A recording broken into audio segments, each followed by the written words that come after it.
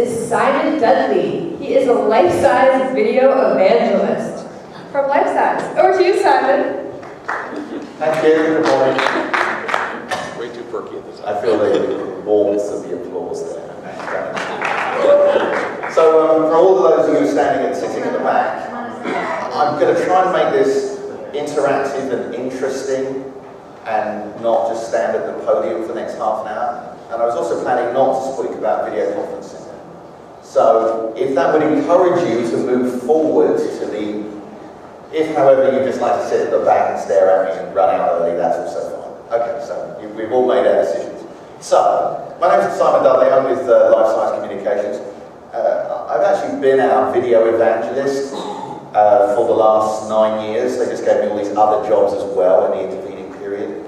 And now I just get to do this. So I'm kind of the company spokesman, but I'm not allowed to talk about finances. And I'm a company spokesman who doesn't get to talk to any of the financial or big press. So it's like a real job, but not really. It's kind of funny, and it's an odd role.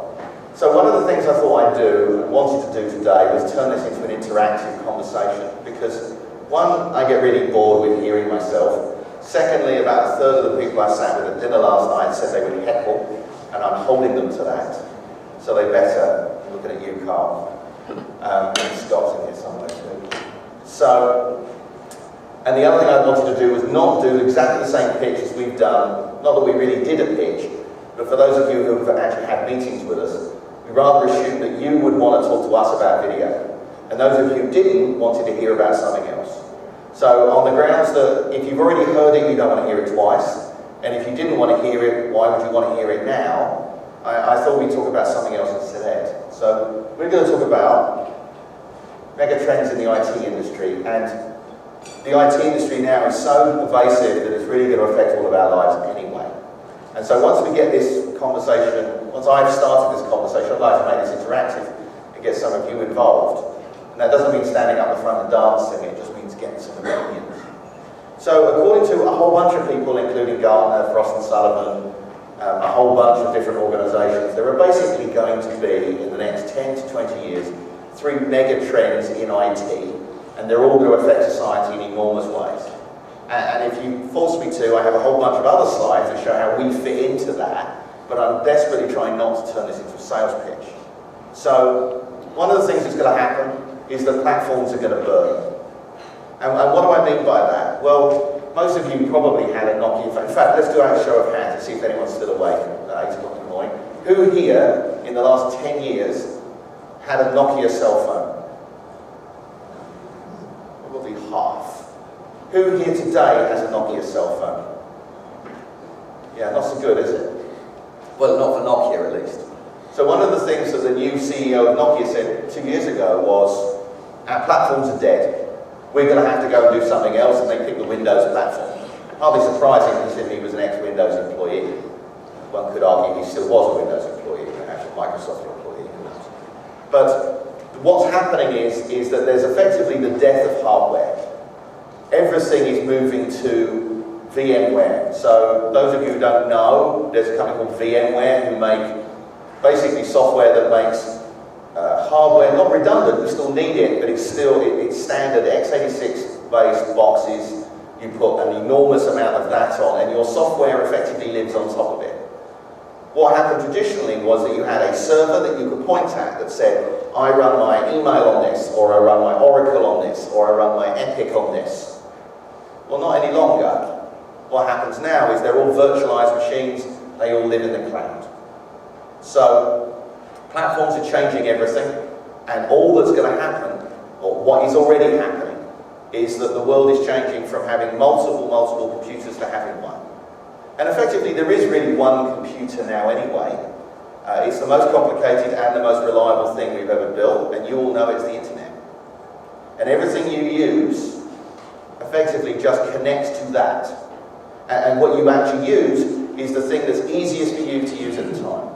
So I had a big discussion. I was at Interop a couple of weeks ago, a big trade show in Vegas, and I'm at Infocom in a couple of weeks more, if you want to come and see me, and I'm talking there again.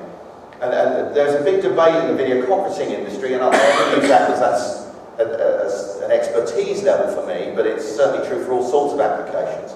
that some of our players in our market are saying, oh, well, everyone's going to use video communications on their iPhones now, and all the meeting rooms will go away. And we simply don't believe that's true, because what happens is that people use the technology that's best for them. So, out of interest, again, just a show of hands, who here has an online Netflix account? So, again, a third to half of us. Now, interestingly enough, if you have a Netflix account, you can watch all your nice movies that you want to watch on your iPhone. Do you? Well, yes, if there's no other option. But if you happen to have an iPad with you, you'll use that. If you happen to be at home with your 55-inch TV, you'll use that. And therefore, there's an industry issue that our industry, for example, and I'm sure others will have the same, as saying, oh no, just because you can use it on a small device means you will. No, you'll use it on the most suitable device imaginable. As I said at the time, I'd much rather watch the movie on a 55-inch display, but on that Southwest flight, you know, in C7, it's really hard to get that plasma screen down out of the overhead locker during the flight. And you simply can't use it in that capacity. So you use whatever's available to you. But the end point is becoming, if not irrelevant, and certainly, and again, in our industry, there are certain requirements for it, like compute power. Video communications needs a lot of compute, and therefore, for a while, for the best of qualities, you're going to need, and in fact, frankly, you'll probably always need additional compute than a phone can give you for the best of all qualities. You're not going to get high definition, for example, out of an iPhone or an Android phone anytime soon, because you simply can't afford to use that amount of compute device. And in fact, that's going to get even better in time, or more expensive from a processing perspective as the bandwidth goes down. There's a new emerging standard for video communications, which looks like it will be called H.265, but I'm not allowed to officially call it that, which will compress high-definition video down to 200K. Now, if you can do that, you can run high-definition video calls or high-definition video streaming on your 3G network and not blow up your data plan. And the advantage of that will be, well, manifold. The obvious ones being the explosive use of it. The problem will be is that almost nothing today can actually run H.265 on any computer, let alone on a handheld device.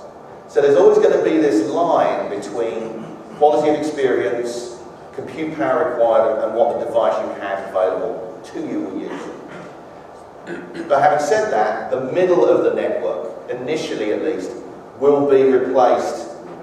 And as an example, in our industry, video communications has traditionally been dedicated hardware in the middle of networks, and that will go away. And that will be true for all sorts of other applications as well. So platforms are going away, death of hardware effectively. Software is eating the world. The next one will be the SaaS model. Very interesting. If those of you who haven't read the Mark Benioff book, he's the man who invented Salesforce.com. Out of interest, has anyone read that book other than me in this room? I'd recommend it. It's very interesting. You may have no interest in CRM systems. And I have to say, CRM is fairly narcolepsy-inducing. But it's an interesting way how they build their business. They actually started Salesforce.com back in 1999. And that organization blew away the rest of the industry, which was all based on extremely expensive dedicated solutions that the client had to buy, and whether it was successful or not really was up to the customer. They'd already bought it, and the manufacturer of that technology wasn't so interested in how well your implementation went. I mean, of course, they would tell you they were, but they weren't truly knitted to it. So we all use software as a service daily. Obvious examples would be fairly high profile right now, would be Facebook, LinkedIn, Twitter, 1,000 other applications, and we feel a bit like the talk I gave, whichever one it was, 5, 7 or 8 that I gave the other evening. That is definitely going to be changing the world. And one of the things that we would suggest, and I want to talk about, by the way, is whether as users of technology you feel that that's a very good idea. So, out of interest, could I ask, I don't know quite how to frame this as a show of hands, but I'd be interested in any comments. What do people think of software as a service model? Is it something that your organisations are going towards? And I can ask that of both vendors and of users here. Does anyone want to have any comments about their thoughts? So, I think it really depends on the application. It depends on the use case.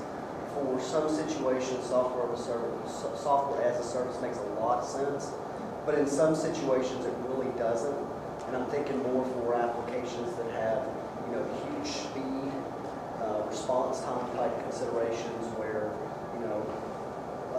servers and applications still on a high-speed network give a better response time to the user. Whereas other things that, in the security space, vulnerability scanning and so on and so forth, make a lot of sense in the software as a service space. So for those of you at the back who may not have heard that statement, the gentleman at the front here said that for speed reasons, software as a service has its limitations. And certainly in a particularly campus environment, I guess you can have a higher speed environment. It's interesting, I'm not suggesting that your statement isn't reasonable. One could argue in the next 5 years network speeds are going to go through the roof. And I wonder if that problem will solve itself. What was interesting to me was that the statement wasn't about security, for example, which I would have imagined would be the first issue. But if you say that it isn't, would anyone say that security would be an issue for a software as a service solution? Gentleman at the back's nodding his head, he thinks it is. So, on the grounds that you've nodded your head, I'm going to draw you into this conversation whether you like it or not. Why would you say that it is? Why is it less secure run on someone else's network with an SLA than it is run on your network? I wouldn't say it was less secure. I think what my focus would be as a security officer to look to make sure that monitorization is covered in terms of the contract, to make sure that this software as a service company that was hosting it had the same controls that I was required to comply with on a regulatory basis. Because the responsibility is still on the organization that's purchasing the service to make sure that their information is safeguarded and that vendor practices the same safeguards to meet regulatory compliance. Okay. I think that's a good point. So basically it's about SLAs and it's about their ability to prove to you that they've done that. Correct. And again, I'm not either pro or against any of these technologies necessarily, but I'm happy to argue the case on both sides, really.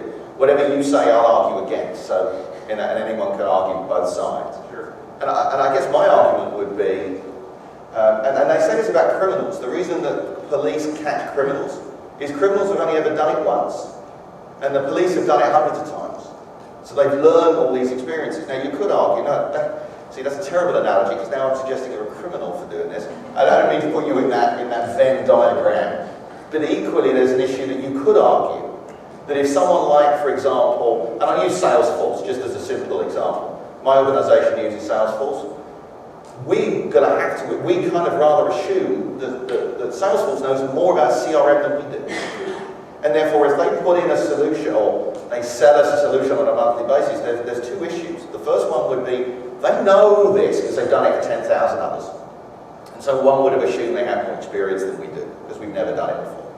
And the second one is, and this is the one I particularly like personally, is they don't like it, or we don't like their solution, we stop paying them. And that kind of is a very powerful incentive for them to be rather responsive to us. Certainly in my experience, when I buy a car, they're very supportive right till the point where the check's cleared and I've driven off the lot. And then when the whole back end of it falls off, they're like, yeah, whatever. That's a service issue. Have you bought a Mercedes or a Jag? Jag's the best. You buy a Jag and 3 years later you discover it's worthless. And they're like, well, we've got this new one. And you're like, anyway, let's not get into my experience with Jaguars, but there is an argument to say that if you're paying on a monthly basis, you're more likely to have, not happier customers, but you're much more likely to have a grip on your supplier. Okay, any other comments about software as a service? Do people think it's, could we have a vote? Do people think it's inevitable, or do you think it's a flash in the pan? Let's go for inevitable. Let's go for flash in the pan. Let's go for I couldn't care less, I've not had a coffee yet. Okay, there's at least one. Good, two. You're all right. Keep going. Okay. So software as a service, we think that that's definitely a thing. Again, how it relates to my industry, and I have to talk a little bit, I didn't get paid for this, right, to talk about video communications.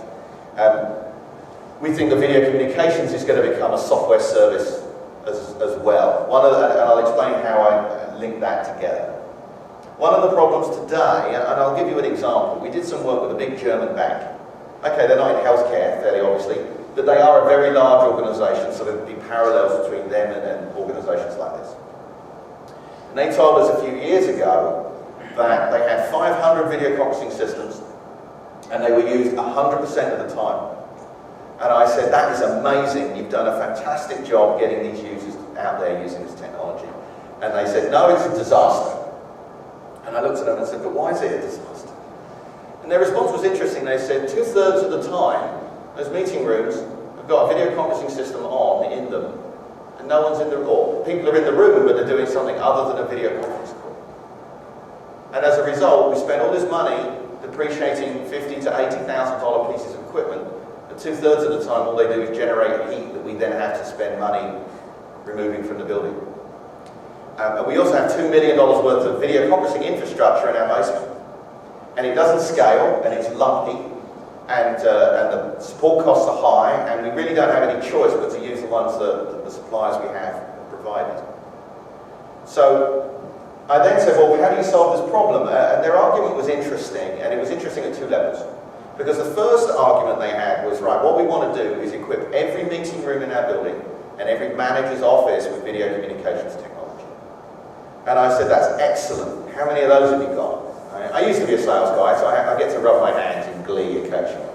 And I said, how many of these things you got? And he said, well, there is, and every organisation will have a level within it, and you all call it different things. But if you've got a table like the one that the projector sat on now in your desk, in your office with 4 chairs around it, you are of a certain level within your organisation. And all organisations have that level of management. And if you include all their meeting rooms and all the managers with that kind of round table in, there was 5,500 meeting rooms and managers' offices, and they wanted to equip all of them with video communications. And I said, it happened that their supplier was Cisco. And I said, Cisco will be very pleased. And he said, we're a bank. We look after people's money. We do not print our own money. We are not buying $50,000 systems for 5,500 people. So I said, well, what do you do next? He said, I need this thing to be $1,000 or $2,000. We, by the way, happen to make a $1,500 video conferencing solution. It doesn't have all the bells and whistles of an $80,000 one, but it's high definition. That's the sales pitch, by the way, for those of you who missed it. So that was a very nice, interesting thing. And then I said to him, but what about your infrastructure? He said, well, the infrastructure, we can't afford. The infrastructure to support these endpoints is typically between $10,000 and $15,000 per endpoint, that you need infrastructure in your basement that's all dedicated tin, that you need to have special engineers looking after. And so even if you have a $1,500 endpoint, I can't afford to put the infrastructure in to support all these endpoints. So that doesn't really work. We're now, and frankly we're at the forefront of it, but we don't know if the other manufacturers will do it, but certainly the infrastructure for video communications is now becoming a VM slice technology, and you can now put it into that burn platform into the cloud if you choose to. Now what was interesting next was he then said the next step after that is equipping our top customers. So whether they're suppliers of ours or other banks or other people we want to work with, how do we do that? And I said, well, how many do you want? Those do you want? He said 40,000. And we said, well, 40,000 times $1,500, that's a nice number. And he said, no. That needs to be an app on an iPhone or an iPad. Now, what happens then is, they've now gone from 500 to 50,000 users of video communication. Guess what? They don't want to own the infrastructure anymore. And once you get to that scale, neither will you. After all, you're a healthcare provider of some description or something else, but you're not a telco. So what they want to use, the software as a service model will allow people to use video communications as a solution that they outsource all the infrastructure to somebody else. Probably someone like AT&T or Verizon or whoever else your network providers are. So that will be, again, I'm just using video communications as an example, but that's how many services are going to go. It's going to be interesting to see what happens to all those very large computer databases and databases or networks of technology in the basements of many of your organizations. Because as it goes to software as a service, you'll probably be in charge of the service rather than in charge of the actual tin. And then the last one I want to talk about today, personally I'm particularly interested in this, is the whole social media arena. I was at an HR conference last week, and we were talking to lots of CHROs, which is not even a title I knew existed until last week. And these people were obsessed with social media and had no idea how to deal with it. And to give you an update, we're a technology company, and we don't do anything in social media directly. It's not a business we're in, but it's a business that we have to be a participant in. So, to give you an idea of how far behind the times we are, my organisation has a lot of people like me. I guess I'm a WASP, and I'm a white male in his mid-40s. I am not part of the Twitter generation. I'm getting there. I've got a whole 177 followers now. For any of you who know anything about social networking, there's nothing. We actually did a little trawl of our office.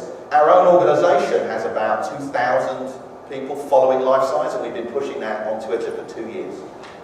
To give you an idea, we had a look around at our own staff, and we found a young lady, a very pretty young lady who happens to work for us as a receptionist, who has a Twitter following of 27,000. She happens to be an ex-Dallas Cowboys cheerleader. And we went and saw her and said, well, how come you've got so many followers? What do you tell? Oh, I just tell them everything. Everything? Oh, pretty much.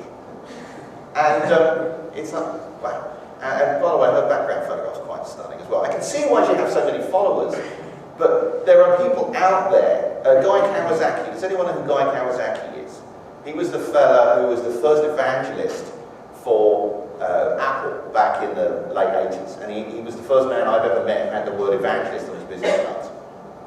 And I'm the second, except I haven't had the new business cards printed yet. So what was interesting about Guy, he's outsourced his Twitter feed. Because he does about 300 tweets a day. And no human being can do 300 tweets a day. There is some fellow he has in India who tweets as Guy Kawasaki, being very interesting. And all they do all day is find things on the internet that someone might be interested in, he retweets them. And we all think that's ridiculous. It is ridiculous. He has 950,000 followers, which, by the way, by celebrity standards is nothing. You get one of those Kardashian people. Well, I thought it was somebody out of Star Trek. But anyway, we get one of those Kardashian people. And they have 10, 15, 20 million followers. Talk about empty vessels making the most noise. But anyway, Guy Kawasaki retweets things all the time. And you think, well, what's that all in aid of? Well, when Google wanted to launch Google Plus and get more followers to it, they hired him. It cost them $400,000 to hire him for 3 weeks to push Google Plus. I don't know about you. Who here would like $400,000 for 3 weeks work when you're really paying an intern in India $10 an hour to do the work for you? I think I'll take that job, by the way, if anyone's offering it. In fact, I will take that job. So anyone's offering, I'm here. So there's power in that social media. Another thing to consider, and I don't know if any of you, and again, this is completely outside of our video conferencing world, but I'm the evangelist now. I don't have to talk about technology or sell you anything, not specifically.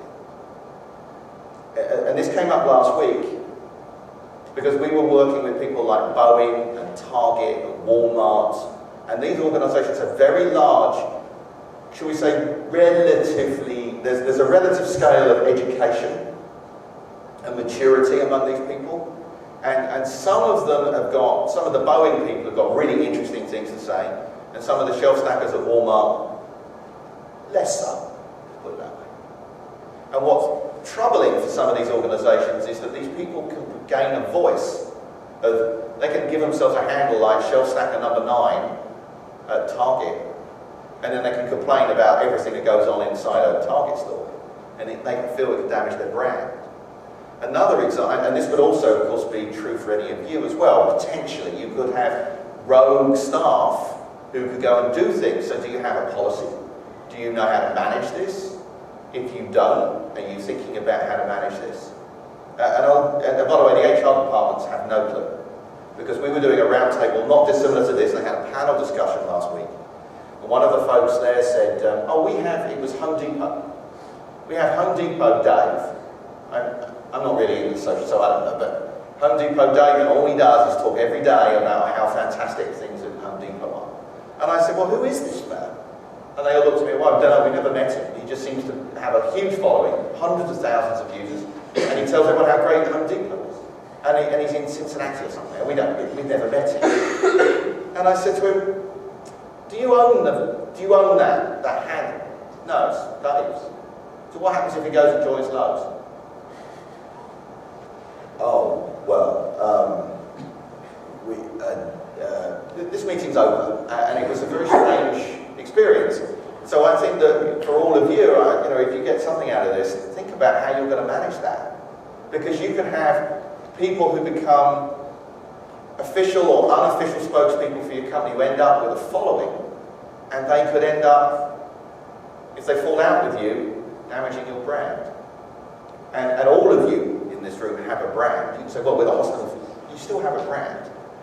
And how you cope with that is something that you need to consider. So, I only produced 2 slides. I've got all this other stuff about UVC and life science communications and video conferencing. But I thought we'd make it much more interesting by trying to talk about some of the trends. And these are obviously all, although they look separate, they're all related. Yeah? Everything is becoming onto one computer. Everyone for 20 years has laughed about that fella from IBM who in the 50s said, in the future we can see a market where there will be 6 computers. He was wrong, I think, by a factor of 5. So, there's one. And really, if you think about it, right, everyone here's got a smartphone, okay? How useful would your smartphone be if the cell network went down? It's a brick. It's not even any useful making a phone call because the battery only lasts a day. Now, that Nokia I had 10 years ago, with a modern battery and a 10-year-old Nokia, you'd probably get a month of battery life. That would actually be useful for making phone calls. But who here actually makes phone calls on their smartphone relative to doing all these other things? So without all this other stuff, the back end, then all of it's useless. So that changes our world completely, and I think it will change yours in multifarious ways. So we've got about 35 minutes, which means we've got about 5 minutes more. I would one, happily let you go. I'd be interested in any feedback or any comments about the social or SaaS model or on learning platforms. And if anyone's got a diametric opposite view as to the world, I'd be most interested in hearing it. Or we could, good, thank you. So I haven't read the book you talked about with Benoff, but I did read Jobs' book. And one of the things that is a huge driving force was in his life was the idea that hardware and software were intimately linked and you needed to control both. Your suggestion that the SaaS model is going to take over, which I don't disagree with, flies in the face of that.